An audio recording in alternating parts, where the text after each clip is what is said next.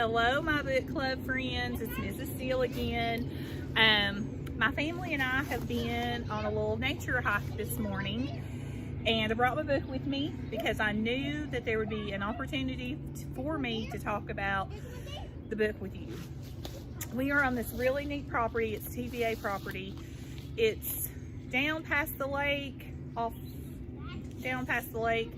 anyway, there's a nice 2-mile nature hike, and behind me, well, actually in front of me, there's a beautiful view of Cherokee Lake.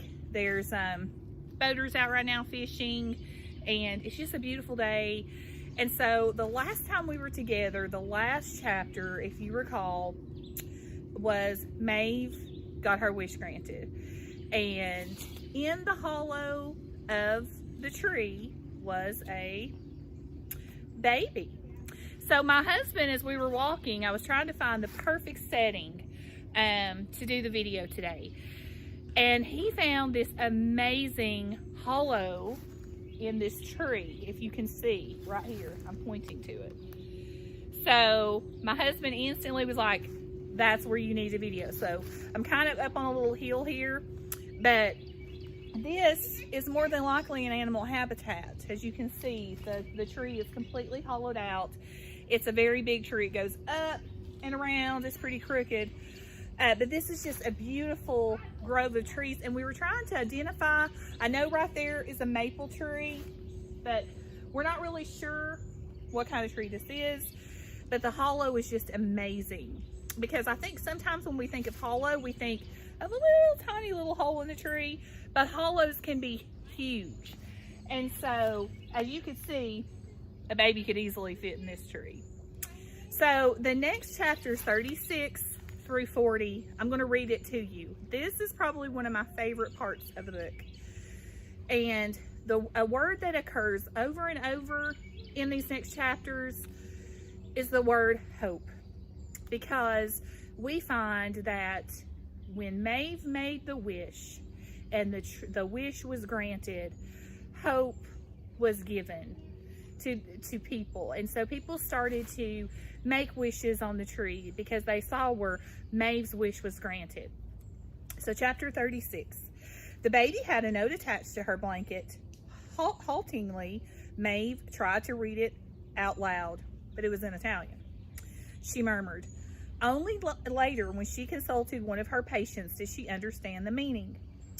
Please give her the care I cannot. I wish for you both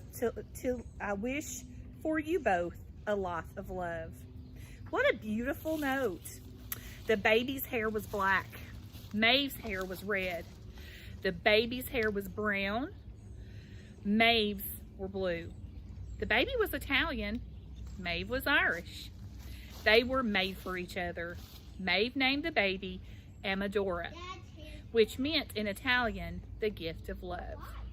So have you ever asked your parents why they gave you the name they did?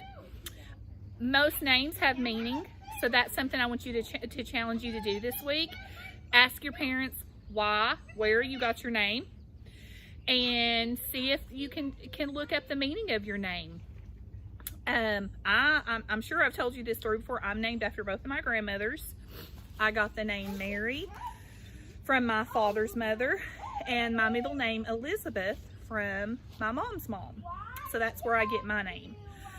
Before I go any further, I wanted to show you my little bandage. That is a heart that my husband drew on there. I didn't want you to think it was blood, but I cut myself trying to chop some sweet potatoes this week. So I noticed it was showing up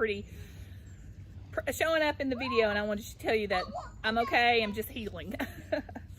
So think about your name and how you got your name and the special meaning behind your name. Okay, so there's some conversation for you to have with your family this week. Chapter 37. Many in the neighborhood didn't approve of an unmarried Irish woman raising an abandoned Italian baby. People talked as they will, and they tissed as they must. Some people were even angry. They said hurtful things. They told Maeve that Amadora didn't belong. They told Maeve she and the baby should leave. Maeve merely smiled, held Amadora close, and waited and hoped. On dark nights when hope was scarce, she would sing an old Irish tune mixed with a newer Italian song that she had learned from a neighbor. The melody was sweet, the words were silly. The effect was always the same, a smile from little Alma. Sure enough, the longer Maeve waited, the kinder people grew. And before long, Alma, as she came to be called, was as much as part of our messy garden as all of the rest of us. And I like that she made the comparison of all the people in the neighborhood a messy garden. So think about that for a minute and ponder, why would she call the people in the neighborhood a messy garden? To me, she's just basically saying, hey, we've all come from different circumstances and different situations, but we're all just trying to live and make the best of our lives. So I really like that part. When Alma was old enough to feed Squibbles and his family, she did. When she was strong enough to climb me, she did. So now Red's back in the picture. And when she was ready to make wishes of her own, she did. Alma grew up steady and honest and kind, like her mother, and had babies of her own. And then grandchildren and great-grandchildren.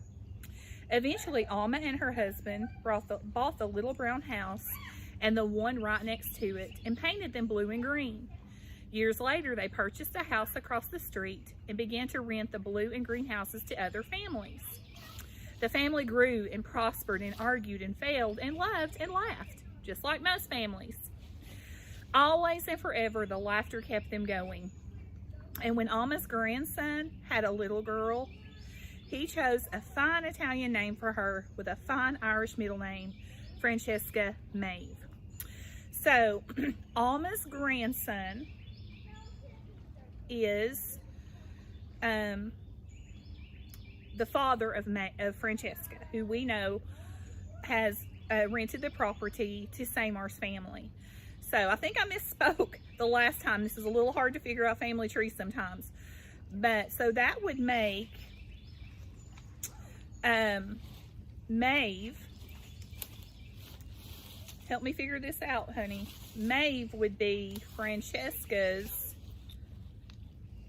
great-great-grandmother. Is that right?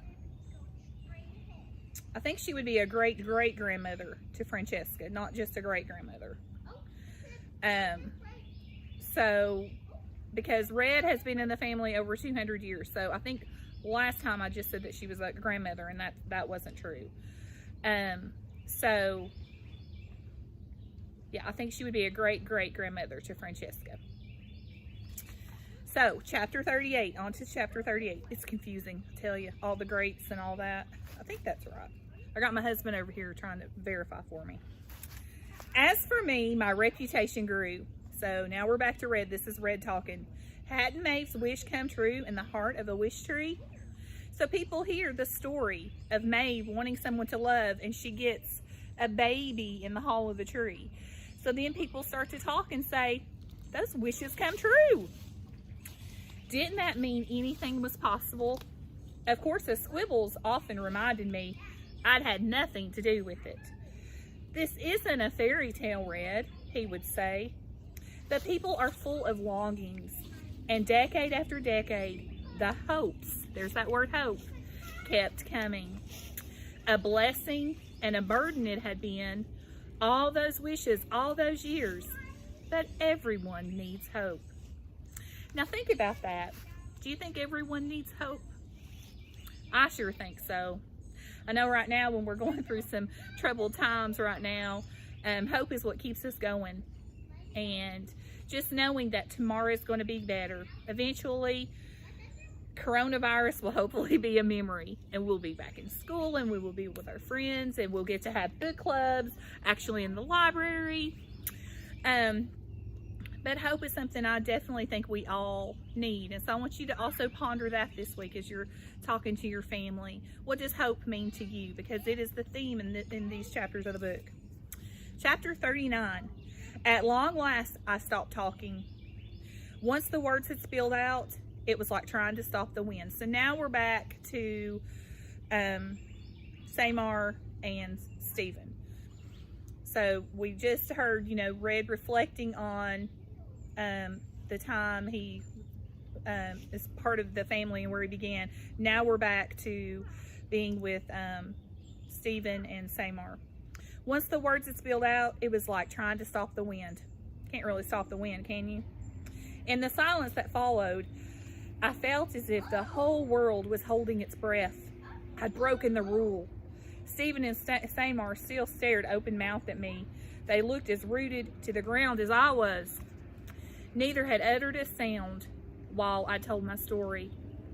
The front door to Stephen's house opened. "Stephen," called his father. "What the heck are you doing, young man?" Stephen leapt to his feet. Here I come, Dad. Not Samar. Not Stephen," she said. Stephen dashed toward the porch, but stopped halfway.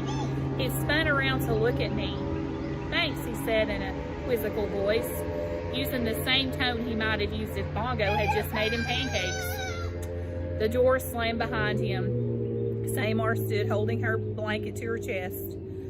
"I know I must be dreaming," she said. She headed to her own porch and eased open the door. "I just wish," she added with a smile, "that I didn't have to wake up." So Samar is realizing that she's made a wish and it seems like it's come true. That she really feels like, oh, this is just a dream. Have you ever felt like that when something happened that you really wanted to happen, that you're like, no, this can't really be happening. This, I'm going to wake up and it's going to go away. That's how Samar feels right now. Chapter 40. Almost instantly, I regretted what I'd done. So Red is regretting breaking the big rule. I'd broken the rule, the biggie. I'd deliberately spoken to people, and not just a few words. I'd spoken a river of words.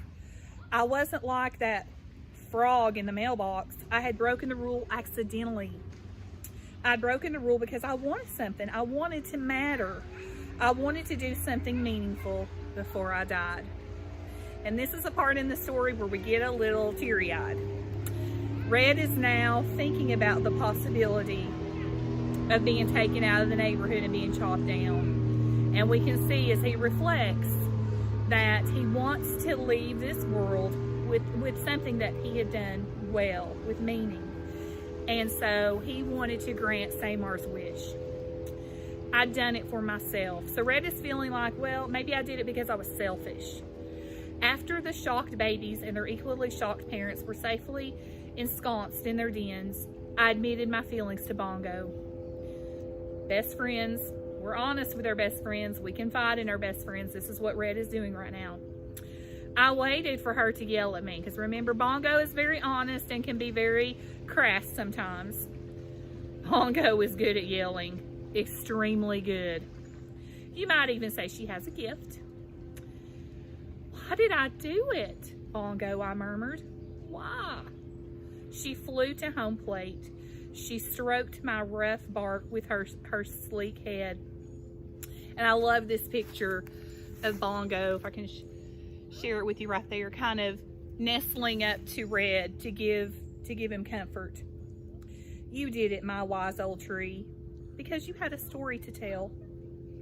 "I was foolish," I said. "I'm not supposed to be foolish." "Not so foolish," Bongo said, "just hopeful. And everyone needs to hope." There's our word again. Everyone needs to hope, Red. Even wise old trees. So, we are finished with that section, and we see what I love about those last few paragraphs is we see a different side to Bongo. We see his caring and we see her caring and sensitive side toward Red. And they're best friends, and Bongo is very bold and loud, but in this point we see where Bongo is soft and caring. And because in my mind, I think the reason is because maybe Bongo is fearful for the fact that Red could be chopped down as well. So, your assignment is to think about your family tree again, ask about your name, talk about the word hope with your family and what it means to you. Miss Aries shared her 3 wishes, and I will share that with you our next segment. I don't have that with me right now. I'm out here in the middle of the trees. Thank you, Aries, for doing your little assignment and always communicating with me. I love to hear from you, boys and girls. I'd like to know what you thought about these last 5 chapters. This is probably one of my favorite parts of the book, the last 5 chapters. Now, the next time we meet, I need you to go ahead and finish the book, and I'm going to tell you why. Chapters 41 through 51. On May the 4th, I just found out they're going to have a library book drop off in front of the school. So they're going to expect you to bring back all the books that you borrowed. Well, Wish Tree is one of them. So you need to go ahead and finish up the book this week. Even if I don't, I may do one more book club, but there may be 2. I'll just have to decide how much material is covered in the next 10 chapters. But go ahead this week and finish the book, okay? Because a week from Monday, which you will probably see this video, I will upload it today. You'll see it in the next couple of days or so, maybe. So today is Saturday, and so May the 4th, they will be wanting you to drop off your library book. So just go ahead and finish your book, because I would hate to see that you didn't finish the book. So have a great afternoon. Enjoy the outdoors. We got a lot of people out here hiking, and remember to talk to your families about the word hope and how you got your name. And I'll be talking to you soon from a different location. Bye, boys and girls.